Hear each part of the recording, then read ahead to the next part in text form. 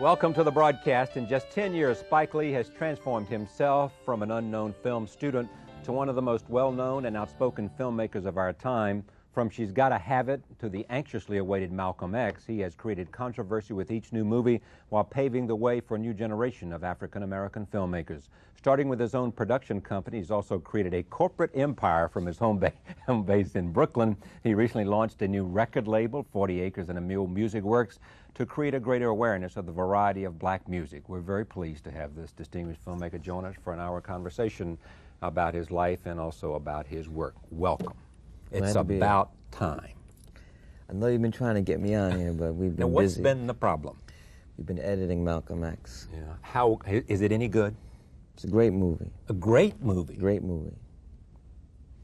We told, before we started this film, we told anybody working on this film, cast and crew, they didn't think this film was going to be one of the most important films in the history of cinema, and they should stay home. And what makes it one? Clearly the subject matter. Right. Makes it, if done well. But there are a lot of people who feel like that this making of this film is fraught with danger for you. Danger meaning everybody feels like is possessive about Malcolm. You know? And his image. And his image. And you are saying, I'm making Spike's vision. Albeit I've done my research and I've talked to people and I've interviewed people and I've read everything there is to read, and we know how obsessive you are about knowledge and information. But you must be a little bit scared. No, I'm not scared. I mean, it's a big responsibility, but like my man Michael Jordan, in the last 5 minutes of the game, you know who's going to get the ball, and he's going to take that last shot, and I just have confidence in my ability and talent and the people that I'm surrounded with, who we all came together to make this film. But mainly you've got a confidence in Spike Lee. Yes, in my ability, and it is a great responsibility. But at the same time, you can't think about it. Yeah. I mean, I'm a sports fanatic, so I always use a lot of sports analogies, but when the game's on the line and you're on the free throw line and you're down by 1 point, you got 2 free throws, you can't think about it, you just have to. Yeah. Now, did you have any doubt that when Michael was at the free throw line there in the last couple of minutes, he said, that he thought about it. He said, now's the time for me to, or else I'm going to look like a jerk. He might have thought about it afterwards, but I mean, he has confidence. He knows what he's going to do, and the thing about it, everybody else knows what he's going to do, and they still can't stop him. So. Yeah. But when the Bulls were here with the Knicks, I saw you there. You took a Concorde back from Cannes or wherever I made the trip twice back for going to alternating be there between and watch the Bulls play the Knicks. I was there for the Knicks, though. I've been a Knicks fan since 4th grade. And so Michael's friendship, the affection you have for Michael, didn't overcome your love for the Knicks. Of course not. I'm happy they won the championship, and I was, my seats are right in the front row, so I'm on Michael's butt, though. I'm riding him. Were you talking to him? Yeah, but when he starts hitting those shots, he looks over to me and says, "Shut up, Spike." Or when he's jamming in Patrick's face, he gives me a look, and I have to shut up. Yeah. The most remarkable athlete in organized sports. No doubt about it. No doubt about it. No doubt about it. What is it about a Michael Jordan, you think? I'm coming back to Malcolm X, but what is it about Michael? Well, he's done things with the basketball nobody else has ever done before. And I think that Michael, he's elevated himself to an artist. He's not just a basketball player. I mean, he's John Coltrane, Duke Ellington, Ella Fitzgerald. I mean, he's on that level. And should we accord him the same respect we do for Coltrane? That his genius. I do. He's a genius. He's a genius. He's a genius. Yeah. Because sometimes we tend not to, because we say that's physical. That's a gift. That's a physical gift that he can hang there longer than other people, rather than even the kind of genius you have. There's something about us that I don't know about my genius. Michael Jordan is a genius. Yeah. There's no. I don't think there's any question in that. If you could change places with Michael Jordan and be Michael Jordan rather than Spike Lee, I would not like to be like Mike. Why not? Be like Mike, be like Mike, be like Mike. The lifespan of an athlete is very short. And I'm going to be making films for the rest of my life. And I guess the next best thing is being a friend of Mike. But I would not trade places with Michael Jordan. Is it a true story that your position making those commercials was fragile, shaky, and Michael stood up for you and said, if you want me, you got to take Spike? Well, what happened is that what I've said is that Mike really cemented the deal, because he could have easily okayed any white hotshot Madison Avenue TV director, but he said, I'm going to give this young brother a shot, and I'll always be thankful to Mike for that. And it's important that we just start to hook up, despite whatever different areas we come from. We just need more unity, and I think that was a strong move on Mike's part, saying that I want this young brother to direct me, to be direct and to be in the commercials with me. And you wanted to be in them. Was that your idea to put? No, it was when I did She's Gotta Have It. I did not know Michael Jordan. The sneakers that just came out, and Mars Blackman, Michael Jordan was his hero, and Wyden and Kennedy, two individuals, Bill Davenport, Jim Riswell, who work at the agency, they saw the film and they got the idea that let's see if Mike will like to pair it with Spike Lee, and it's clicked. It sure has. Back to Malcolm X. Norman Jewison was originally scheduled to direct that film. There was no way that Spike Lee was going to let anybody else direct a film about Malcolm X. You would have gone to any lengths to make sure. Well, first of all, I think that 35 million African Americans would have done a lot more than I could have if they would have really gotten out that Norman Jewison was directing that film, because I don't feel that a Caucasian director could do justice to this project, to this film. And I'm not saying that only black people can direct black projects and only white directors can direct white projects, but in particular matter, specific case, it's called for. No one can tell me that The Godfather was not enhanced by Francis Ford Coppola being Italian American. He had nuances that nobody that wasn't Italian American have gotten. The same thing with Scorsese, with Mean Streets, Goodfellas, and Raging Bull. And I think this is along the same lines. You needed an African-American, a capable African-American director. No matter how good Scorsese is, and he's somebody you admire. Right. You go to school on Scorsese, fair to say? Yes. He could not make Malcolm as good as Spike could make Malcolm, because think he so. doesn't understand what Malcolm meant. To do this film, you need to have to do research. And I spoke to hundreds of people that knew Malcolm, and no way they can open up to some white director coming around sniffing around. They're just not going to do it. Martin Scorsese could not have sit in Farrakhan's palace in Chicago and asked about Malcolm X. He's not going to do it. What did you ask Louis Farrakhan? I've been in that palace. What did you ask him? I asked him what was the nation's involvement in the assassination of Malcolm X. I asked him about the split between Malcolm and Honorable Elijah Muhammad. And he was one of the best interviews I got. Yeah. And what did he say about that? Because I've never heard him speak out on what he might have known about the death of Malcolm. Well, what he did say, he did own up. Because he, in a sense, was the successor. Yes, what he did, he owned up to the fact that he was responsible for a lot of the climate that permitted, what happened, and that he was saying that he hoped that this film heals wounds and doesn't open it. Yeah. Will it? Not if the truth opens wounds. I think it should heal it. No doubt in your mind, as you know, because you saw the broadcast I did on Hour on Malcolm, there's no doubt in your mind that Malcolm was killed by people from the Nation of Islam? Yes, but I think that the FBI, the New York City Police, and the CIA had their hands on it too. They knew about it or had their hands in it? They had their hands in on it. In what way? Well, first of all, the Nation of Islam was under surveillance. The phones were tapped, everything. I mean, there's a new book out called Malcolm X and the FBI, which I wrote the foreword to, and it's like tens of thousands of files, documents about how, what the FBI, what they kept on Malcolm. And if they knew about the assassination, did nothing to stop it. But just knowing the type of man that J. Edgar Hoover was, the type of animal he was, and what he did Dr. King and, you know, sending those tapes to Mrs. King, to Coretta. right. I mean, it's not far-fetched for me to think that the United States was in on the assassination of Malcolm X. You know what they did, you know, with the exploding cigars they sent to Castro. And Malcolm wasn't the same kind of threat they didn't perceive, did they? yeah, he was very, I mean, any black man that stands up as a threat. What is it about Malcolm for you?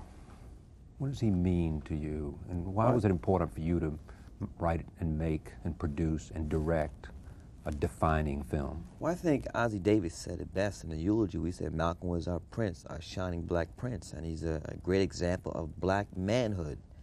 And that is something that's very lacking today, even more so now than it was 20 years ago, 20 plus years when Malcolm was alive. And Malcolm is needed more now than ever before. I think that's why he's so popular. He's never been as popular now as he was before. So I think we're just very fortunate that we were given this opportunity, you know, Denzel and myself, to do this picture.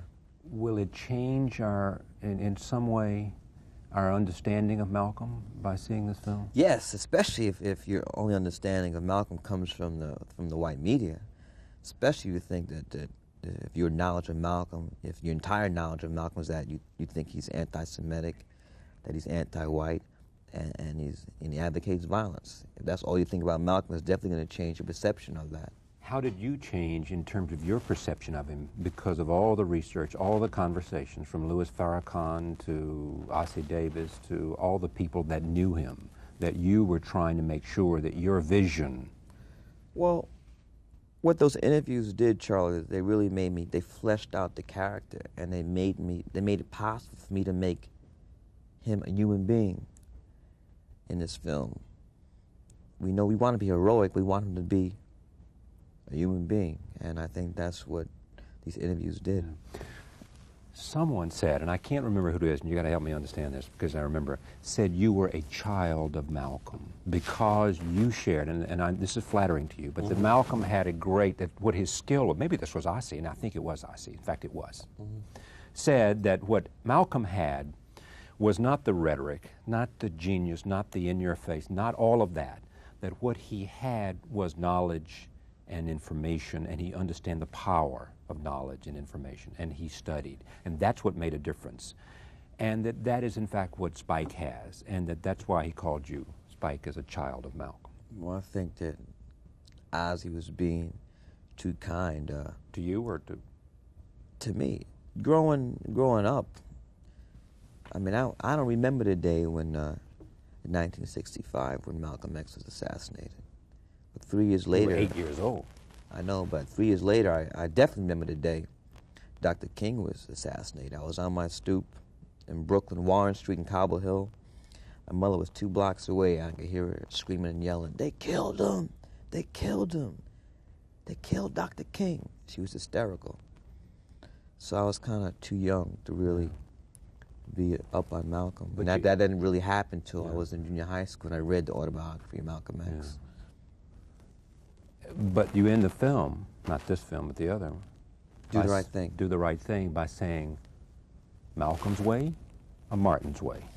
Well, I think that really got turned around. I never really wanted it to present it as an either or choice. Right. I think that we get a synthesis of both and make them work. And I think that Malcolm and Martin were moving towards that themselves. They were trying to find a common platform they could work together. And of course, that was stopped when Malcolm was assassinated, and a couple of years later when they got Dr. King also.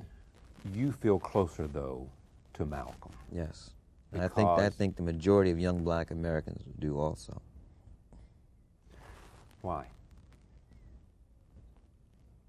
I mean, it's an eye for an eye. If somebody hits you upside the head, you just can't get on your knees. And I mean, when I see this old civil rights footage and black folks get knocked upside the head with billy clubs and they get on their knees and pray to Jesus that this guy will stop hitting me on my head, that's amazing.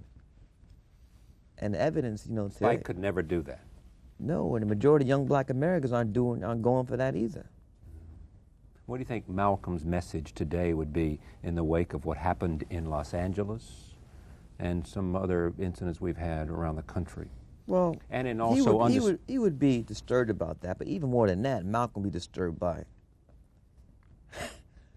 number one, the rate that young black males are killing each other. That would kill himself. The rate that these young black women are having kids, and he'd be turned home in his grave. How we're not valuing education. I mean, those are the things I think Malcolm stressed. That's what we really want young black America to get out of this film, how much importance Malcolm put in education. Because now the kids' value system has been so turned around where, because of peer pressure, if you get straight A's in school or you speak proper English, you're called a white boy or white girl. But if you speak dems and does and you act ignorant and you fail class, then you're black and you're down with the crew. And that type of backwards thinking has to be stopped. Yeah, I mean, why is that? I mean, what is it about a culture that produces that has to do with peer pressure. And I'm not a social scientist or Shelby Steele, but it has to be turned around whatever the reason is. And anytime ignorance is championed over intelligence, something is wrong. But also, let's just talk about black people have been taught to hate ourselves. We've been taught that we're self-inferior. We've been taught that we're subhuman. So for me, it's not just a big leap of faith to believe that, this would manifest itself in this type of behavior. So if you're taught that yourself, if there's been a constant assault on your self-esteem from 400 years from the day you were born, then the obvious result is you lash out at whatever.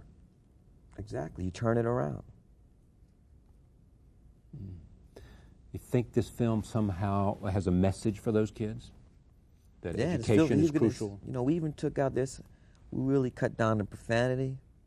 And we had a couple scenes where we had people snorting coke and we cut away from it because we want a PG rating for this film. We felt it was that important to get that rating, to get as many young people to see this film as possible, black and white. Yeah. How good is Denzel? How good is Michael Jordan? Denzel was... people are amazed by Denzel's resemblance to Malcolm, but that's just half of it. When you see his performance, Denzel is Malcolm from the inside out. From the inside out. It was spooky directing him. We were shaking our heads all the time because it was scary. It was very scary. And did he come to that by himself, or is that a collaboration between you and him? No, that's Denzel. Denzel started preparing for this role a year before we began to shoot. Started running. Reading, getting in touch. Reading, no alcohol.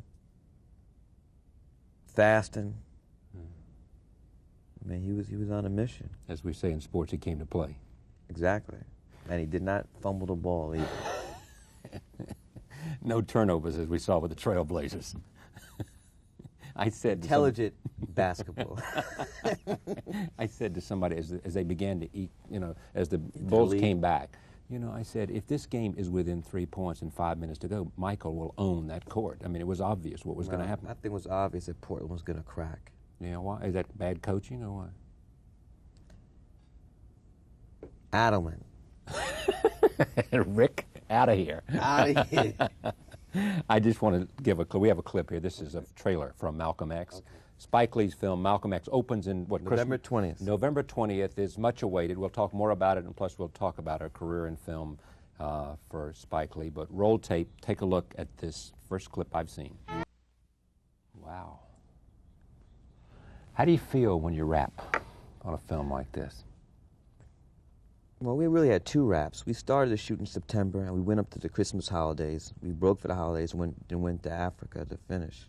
This is the place when you went for it cost you $1 million or something? Well, it didn't cost that much, but we finished. First we went to Egypt, right, and then we went to South Africa. We finished in Soweto. But it's relief when you finish any film because people don't realize this is very physical. and you could just stay in bed for a month after you finish a film. But this film was even more so. Is it finished for you? I mean, you've done everything. I mean, No, it's not finished because right now we're editing. Yeah. We're doing the sound editing now, and next week we start the score. Terrence Blanchard is doing the score. Then we're going to do the sound mixing for 12 weeks. And I won't be, even after we had the print, I still going to have to do publicity for the film. And then the movie's going to open in Europe and the rest of the world in February. So I go around the world to promote the film. Premiered where? He'll be here. The premiere here in New York in November. Yeah. Did you run out of money? Yeah, we ran out of money. You know, Warner Brothers and who said we'll give you what, $20 million? Warner Brothers put in $20 million. They sold the foreign rights to a company named Largo for $8 million. So the budget was $33 million, and we went $5 million over budget, and that's when the Bond company came in and took over the financial control of the film. And they wanted to rush us through the post-production period because... To save money. To save money. So they wanted me to have a cut like 6 weeks after we wrapped in, maybe 8 weeks after we wrapped in Soweto, which is crazy. So on March 27th, they sent certified letters to my production staff and all the editors that this service would no longer be needed, and they wanted to shut down production. And I got paid $3 million for this film, and I put $2 million of it into the movie. So I was tapped out myself. So I got on the phone in order to keep going and have the financial independence I needed to make the film I wanted to make and not be under the thumbs of Warner Brothers or the Bond company. I got on the phone and called Bill Cosby, Michael Jordan, Prince, Magic Johnson, Tracy Chapman. Michael Jackson? No, Janet Jackson. Janet Jackson, right. A woman in D.C. And they came up with the money. Yes. How much? $5 million? I really can't say. Okay, but they came up with the money to now enable you to finish the movie the way you wanted to finish it. What happened was the Bond company was pressuring Warner Brothers to absorb some of the $5 million hit, and we got caught between, and the Bond company said, well, until this thing is worked out with Warner Brothers, we're not paying you another cent. And it took 2 months for that to get resolved, so I needed money to keep me going for this 2-month period, and that's where all these prominent African Americans wrote these checks. It was not a loan, and it was not a contribution. These were gifts to keep the film going. It was not an investment. A gift. A gift. And now, I mean, do you feel that the Bill Cosby also. I don't want to. Bill Cosby. I think you said him. Okay. But and they did it out of they want to see this film made. They want to give you a chance as a creator. No, they to did out their love of Malcolm, and I think they realized how important this film is to African Americans. Do you think that Warner Brothers was... What do you think about Warner Brothers? Rather than giving you options, tell me about the fact that they didn't... So you went $5 million over budget. It's not the first time a film's been over budget. Of course not. The reality is that there's two different standards, one black and one white, and we have to leave Eddie. I always say this, right, with no offense to Eddie, but Eddie is not considered black per se as Hollywood is concerned, the same way the music industry does not consider Michael Jackson black because they make too much money, so they say they're not black, they're universal. But Spike Lee and Denzel are not in the categories of whoever, and so you're black. We're black. And therefore they say what? There's a more limited audience to your product than it is for Eddie Murphy and Michael Jackson. Because we're black, we don't have a broad appeal, so therefore they don't want to be exposed as much financially as they would for JFK and Oliver Stone, so we're not going to give you $20 million. But for me, that's BS, because I know Dan Aykroyd doesn't have a better track record of me directing, and his first film he ever directed was a film called Nothing But Trouble, and he got $45 million for that, and it made a nickel. Have you ever made a film that didn't make money? Never. Yeah. Spike Lee is here. When we come back, we'll talk more. Stay with us. Back in a moment. He'll be here for an hour, and we'll explore a lot of things about his movies and about his life when we continue.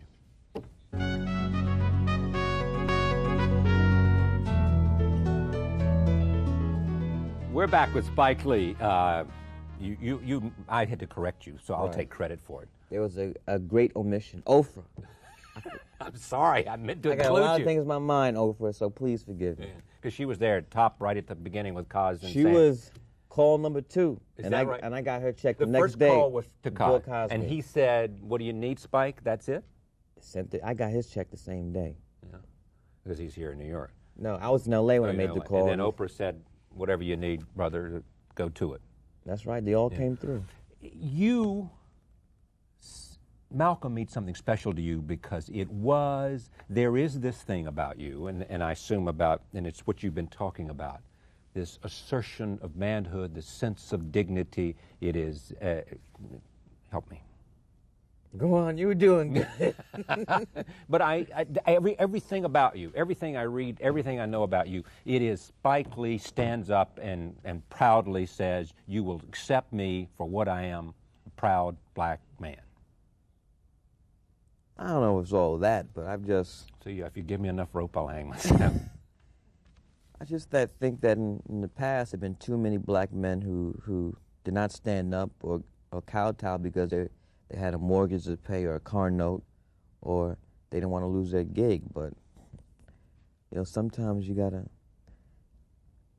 say stuff. And we just had too many times in our history.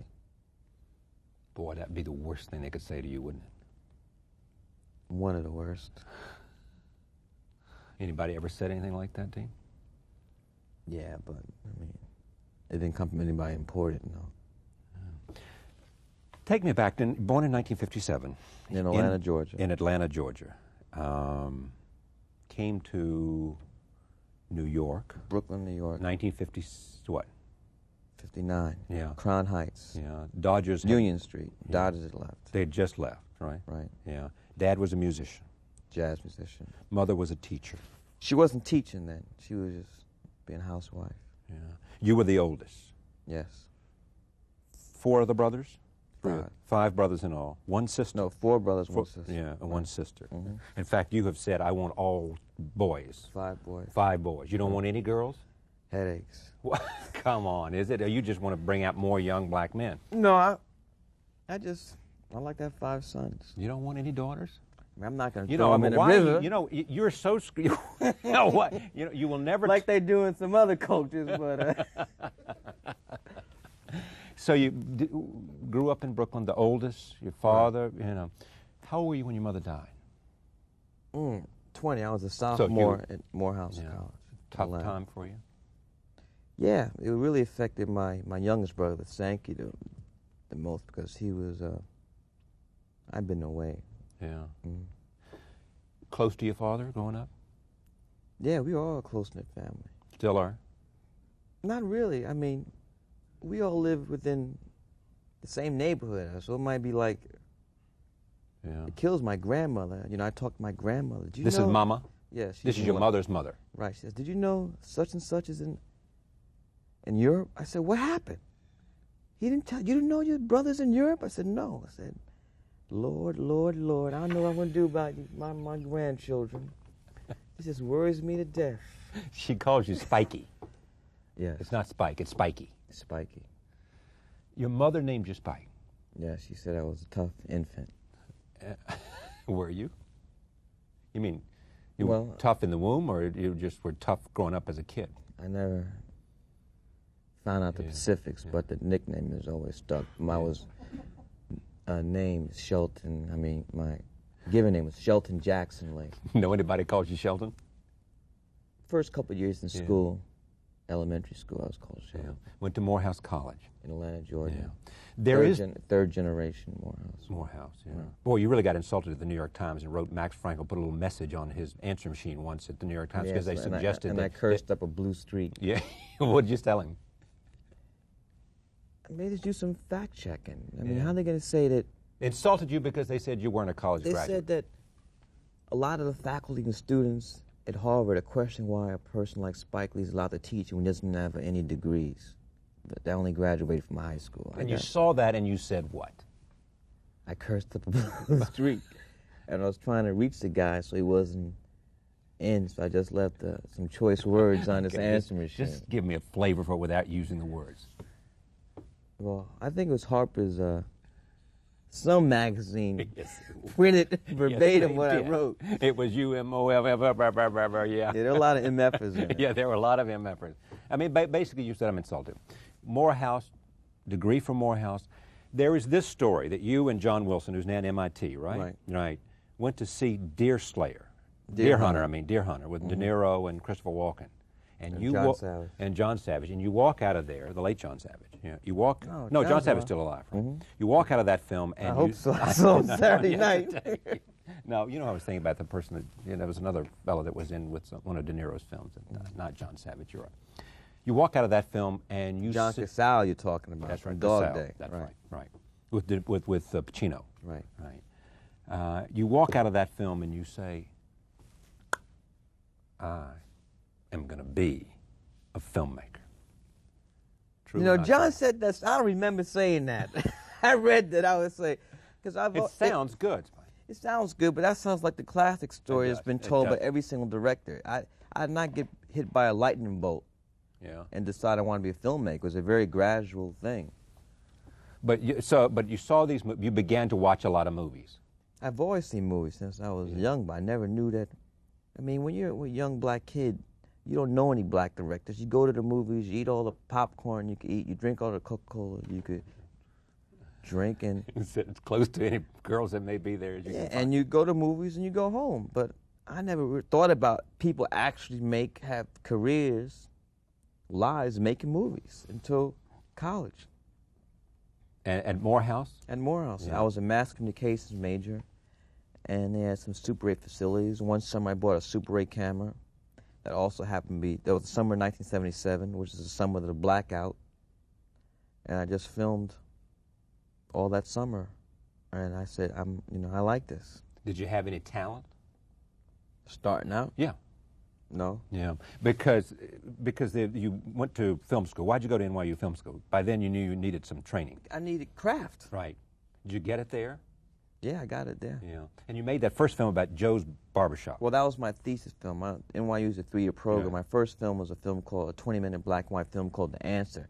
Yeah. It's about a black screenwriter who's hired to write and direct a $50 million remake of Birth of a Nation. And we had a lot of clips. 20 minutes? 20 minutes. You used a lot of clips? From Birth of a Nation. Was it any good? Yeah, it's a very funny film. Is it funny? Did you enter in any competition? No, but the faculty tried to kick me out of school after that. I mean, first year NYU, they decide, they usually not invite half the class back. So I just made it back by a very slim margin. And after that, when did Joe's Barbershop, or whatever it was, come in? That was 1982. It won the Student Academy Award. Yeah. That was your third-year film? My thesis film. Right. And by then, did you think you had talent then? Did you acquire some talent? Well, I knew I had talent when I was in film school because I saw a lot of my classmates' films and stuff the teachers were holding up as examples of what we should achieve to be. I was like, they're crazy. Yeah. And what was the first film? It was The Answer. The Answer. Then my second year film was a film called Sarah, a horrible film. Yeah. That is my grandmother was telling me, Spike, why don't you do a nice film with no cursing, a nice, soft, sentimental film? And I listened to her. And I did what she wanted me to do. Did you call up and say, Mama, I never again and that's the last listen one to you? I'll ever do. Yeah. A soft, sentimental film? No, just do another film with somebody else. What was the first film you had to raise $175,000 to make? She's Gotta Have It. She's got to Right. have it. Yeah. And that $175,000. Made $8.5 Yeah. million. You can't watch it now because you look at it and it's what? It's just painful. But for me, one of the most important things that came out of film school is my association with Ernest Dickerson. Your cinematographer. Yes. And Ernest, we hooked up in film school and shot everything back then up to Malcolm X. Now he's directing. Juice was his first film. How crucial is he to the success of the films that you've made? Very crucial. But now I'm there trying to shore up, because he's directing his own films now. So next time you got to find another cinematographer. Got to. Yeah. Do you know what the next film's going to be? I'm going to take a rest after Malcolm. Starting these 5 kids. Is there an announcement here? Do you have a lady in mind? No. That was a joke. Joke. You know who they rumor that you're supposed to be with? Who? I don't know. I thought I'd get you to tell me. That was a trick No, question. I thought you knew something. So after the first film, and people said, wow. I mean, every studio, I can imagine this. Every studio head wants to meet you, right? Call you, who is this guy? Yeah. I Same mean, thing they happened to have to. Soderbergh. I mean, all of a sudden you're getting on, I mean, on your phone when message all these people. They're interested in money. Right. And when they see a film that costs $175,000 makes $8.5 million, they want to be in business with that person. That's a partner, isn't it? That's the kind of partner you want to have. Right. Yeah. Well, I don't know what they would call a partner. They don't view it as a partner. No, not at all. Yeah. So the next film is what? School Days. School Days.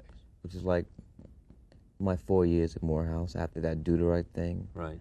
Then Mo Better, Jungle Fever, and now Malcolm X. Yeah. When you look back, Malcolm X is clearly the best thing you've done. Right. Right. I mean, it's just at another level. It's, as Michael would say, so. in a different zone for Right. you. And will make a lot of money. You think it'll be a commercial success? Be my biggest film commercially. Yeah. But you think it'll be a big commercial success? Huge. Huge. Huge. 100 million? I think we go over 100. You do, really? Domestically. Domestically. And then when you go to Europe. This could make you a rich man, too, couldn't it? A richer man. Well, I'm at least trying to get my $2 million back out of my salary. At least get that back. All right, and pay back Kaz and Oprah and... Nah, those were gifts. Yeah, but you're going to pay them back, aren't you? And they came at the right time to save this film. And the only thing, if this is a huge success, you want to do the right thing, don't you? Let me get my $2 million back. Oh, you want to get yours back first? Yes. That's what they say about you. So then, let me just go back to, so then, is School Days your favorite? What's your favorite of all those before Malcolm? Jungle Fever. It is Jungle Fever, yeah. And that's not a film about interracial marriage, it's a film about the environment of race I think relations. that it was the hook to sell the film, to promote the film, was an interracial thing. But for me personally, what was more important was the disintegration of the black family. That's what that film was about. Here's what's interesting. It's about the disintegration of the black family? Yes. Yeah. Which is what L.A. is about, and which a lot of what the problems we're having now is about, is it not? Well, I mean, you can't leave out racism. Yeah, I'm not leaving it out. Okay. Racism has to do with the disintegration of the family, but Yeah, if but disintegration... let's not wait. I'm not on that. Don't try to get me in with Mr. Quayle over here. No, I'm not talking about Quayle, but but you'd speak to that. I mean, you'd speak candidly to what concerns you most. You've said here earlier is what's happening to family. You mentioned teenage pregnancy and what Malcolm would be saying about that. Yeah, that's a family issue. I know, but the way I say it is not the same way that You just don't Mr. wanna be- Quayle is saying it. Well, don't let him preempt. You don't want him to co-opt the language, though. You say it the way you want to, and if Right. he's, right? I just don't want to be thrown with that conservative Republican, blame the victim type of thinking. Yeah. If, in fact, back to Jungle Fever and the making of, did you interview women, a lot of them, about sexuality because you That was want... She's Gotta Have It. Oh, that was She's Gotta Have It. Right, we had like what did you do? Because it just struck me one more time, as Spike, it's not unlike interviewing people about Malcolm. You're interviewing people because She's Gotta Have It. This is the first film, the first big film. She's Gotta Have It. The lead character, Nola Darling, is a young woman who's she's exploring her sexuality. And, I had to ask women, about that stuff, so film could at least try to be realistic as possible. So, I think I interviewed 40 women.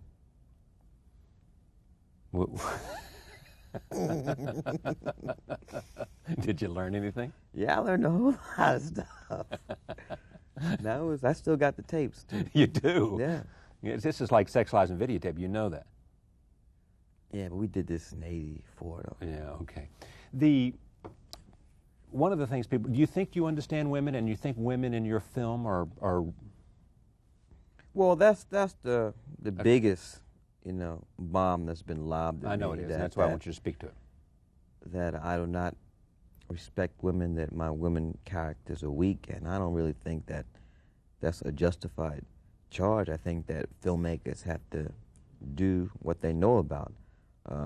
What I've tried to do is strengthen the characters. I don't think that I go out making, in my mind, trying to make negative images of women. And I think that the women can be very pleased with how the women are portrayed in Malcolm X, especially the character Betty Shabazz, Malcolm's widow, and also Malcolm's mother, Louise Little. How are you growing as a filmmaker? Well, I'm growing all the time. I think one of the reasons why I continue and always hope to make films is because there's so much to learn with this thing called cinema. I mean, Kurosawa, one of the greatest filmmakers ever, he's 86, 87 years old. He still says there's things he doesn't know. If he could say that, then there's no I could even attempt to say that I know everything about filmmaking. And I myself see growth in my films. She's Gotta Have It, School Days, Do the Right Thing, Mo Better, Jungle Fever, Malcolm X. To me, it's, we're going up. You mentioned not just me, but everybody I work with. Robert Reed, who cast my films, Ernest Dickerson, who shoots them, Ruthie Carter, the costume designer. Wynn Thomas, the production designer, all of us worked together since She's Gotta Have It. Do you feel that you have an obligation as a filmmaker to probe the black experience, and that your mission ought to be helping us understand the black experience and the significance of it? Well, that's what I feel my role is, but that is not the role for every other black filmmaker. No, I'm just asking about you. I'm not asking you whether you think everybody ought to follow Europe. That is. Yeah. That's what I've been. That's my goal. That's my agenda. For how long?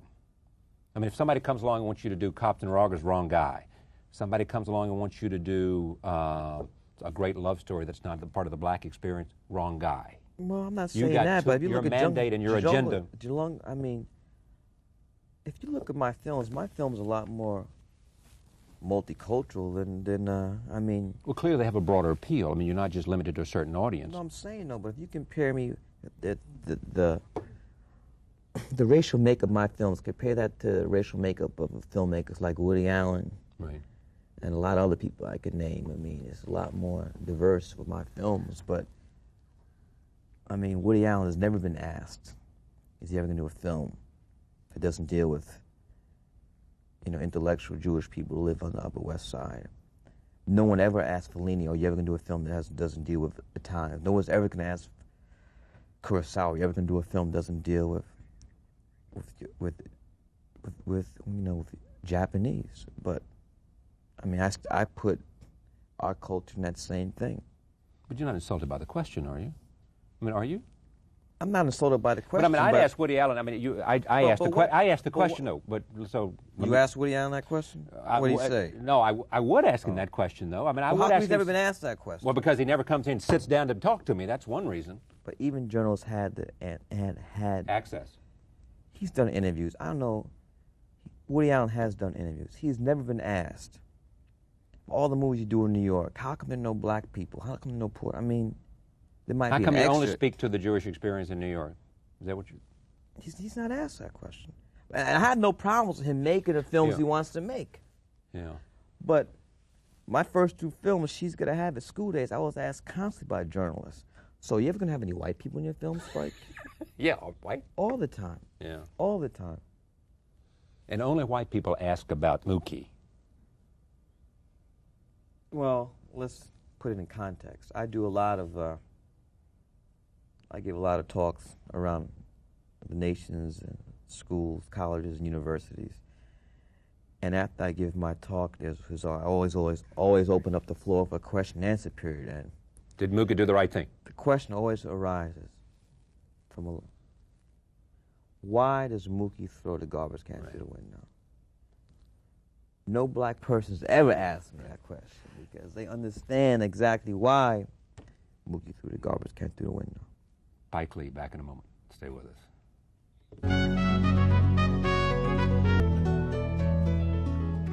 Well, let me just, the notion of you in the comparison to Woody Allen, you don't like. That's really died down. I mean...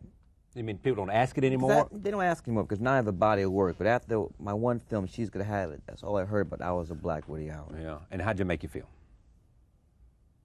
You know, I don't think it was a... It was limiting, you thought? Very limiting. Yeah. Labels are limiting. Period. You feel strongly as a filmmaker that you have, or you tell me, about the responsibility to employ other African Americans. Yes.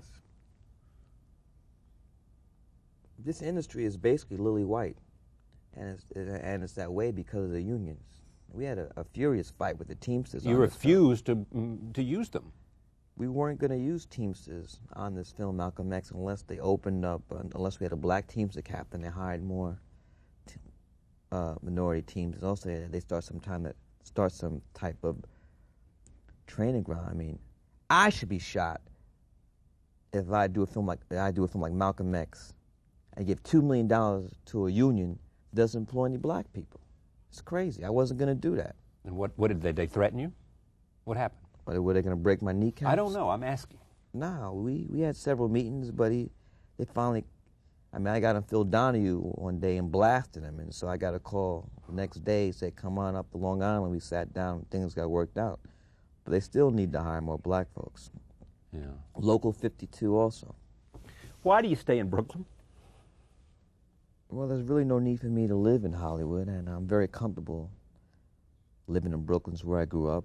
I live in Fort Greene, and just moved into my renovated brownstone. I'm going to be there the rest of my life. And you got Spike's Joints there. Yeah. You got these enterprises.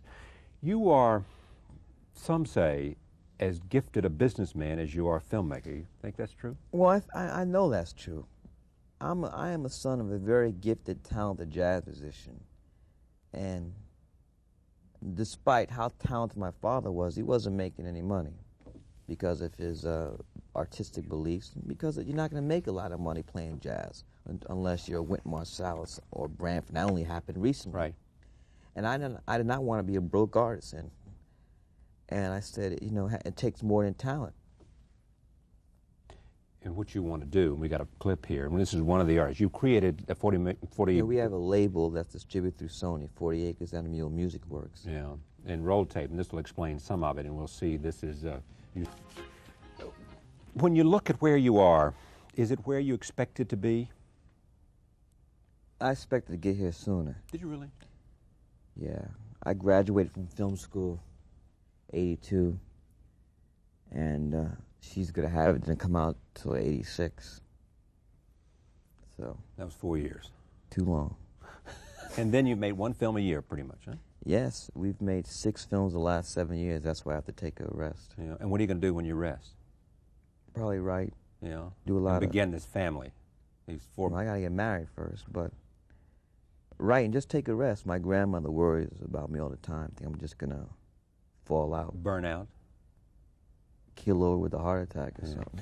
Tell me your self-image. I mean, what do you think of yourself? How do you see yourself? Well, I'm really a quiet person. You know, a lot of times when I'm around people who don't know me, because I'm quiet, they think I'm being rude or trying to intimidate them. But unless I have something to say, I really don't say it. And I just sit back, listen, and observe. And who's had the most influence on you? My family, you know. My family, my grandmother, my mother, my father. And among heroes, no one stands higher than Malcolm? Willie Mays is up there. Yeah, but were you a Giant fan? I grew up as a Mets fan, so I hated the Yankees. You know, Mickey Mantle and them, hated them. But when how about Elston Howard and them? I hated them. But when the Yankees got Reggie and Willie Randolph and Chris Chambliss, I said Doc Ellis, I switched over to the Yankees. How about Catfish Hunter? Yeah, but I like Reggie Jackson. You can identify with Reggie? Yes. Yeah. And how about filmmakers other than Scorsese? Jim Jarmusch. Jim Jarmusch was a classmate of mine. He was 2 years ahead of me. Yeah, he's been here. And to know when he had success with Stranger in Paradise, when you see somebody have a big success that you know, it makes it concrete, because I'm not reading about somebody I never met. This is a guy I saw every day, walk around class with his white hair. Now he has a hit film.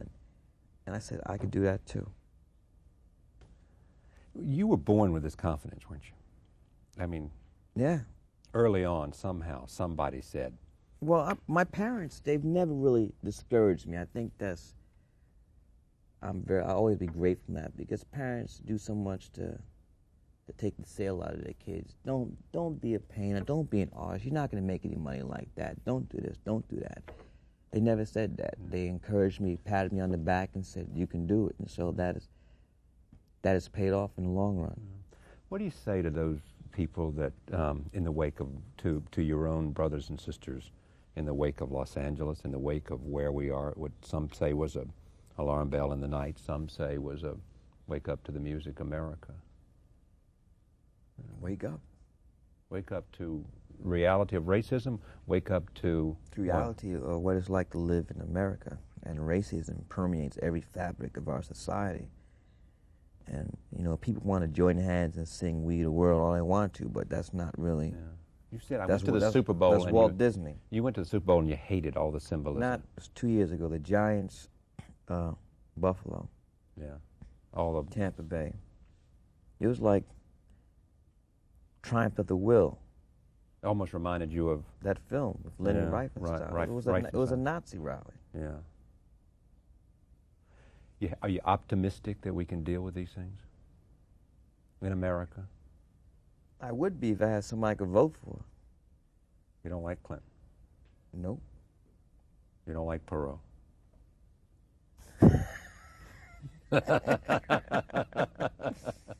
It's amazing. We might have somebody elected president, elected because he's not a candidate. The first person ever elected in office because he doesn't hold any positions. Who could you vote for? Could you vote for Cuomo? Jackson? Yeah. You know a white candidate I could vote for? Who? Bill Bradley. You could vote for Bradley? Yeah. Good to have you here. Thanks very much. Thank you. Appreciate it. Okay. Sometime in November 22nd, Malcolm X, the best film 20th. 20th Spike has ever made, with Denzel Washington, a brilliant performance, he says. I thank you. Pleasure. We thank you, too, for sharing this time with us, and we'll see you next time.